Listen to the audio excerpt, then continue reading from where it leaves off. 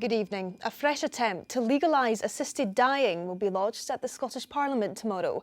The new bill aims to give terminally ill, mentally competent adults the right to an assisted death. But critics argue it'll put pressure on vulnerable patients. Here's our political reporter, Laura Alderman. Brooch, our glasses, our nails. Sarah and Victoria's mum Heather was strong-willed and full of fun. But when she was diagnosed with esophageal cancer last March, her family say at the end of her life she was in a lot of pain and suffered greatly.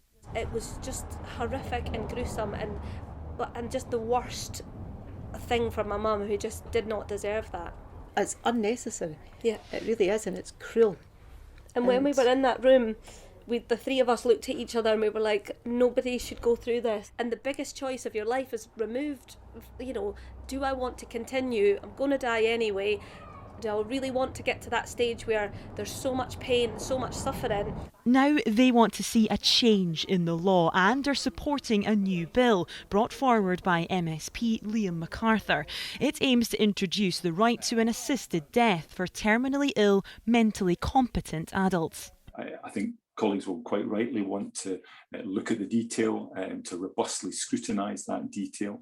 But nevertheless, I think there is now an acceptance that this is an area of the law that does need changing, and I believe this is the right bill at the right time. Although previous attempts to change the law have failed, campaigners say support is growing. We know that 87% of the Scottish public are in favour of legalising assisted dying.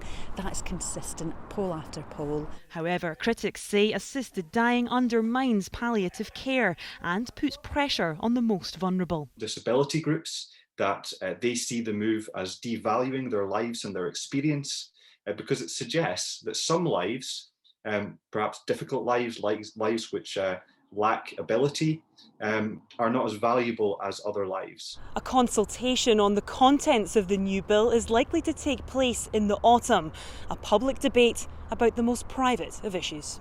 Laura Alderman, STV News. The Mayor of Greater Manchester has accused the Scottish Government of hypocrisy over a travel ban to the northwest. Andy Burnham says neither he or his administration were contacted before Nicola Sturgeon made the announcement on Friday.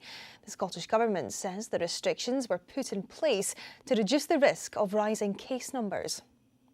I just think it's double standards. It's as simple as that. It's hypocrisy, because they've done to us exactly what they always complain that the UK government does to Scotland. Why should a couple from Salford who are double jabbed, who are about to go on a walking holiday in Scotland, not be able to go? It's completely disproportionate.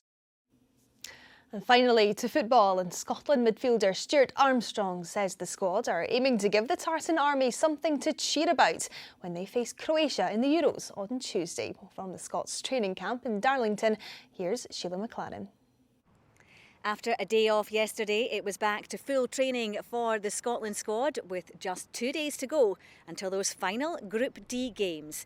All 26 players were involved in today's session and all desperate to play their part in trying to make history.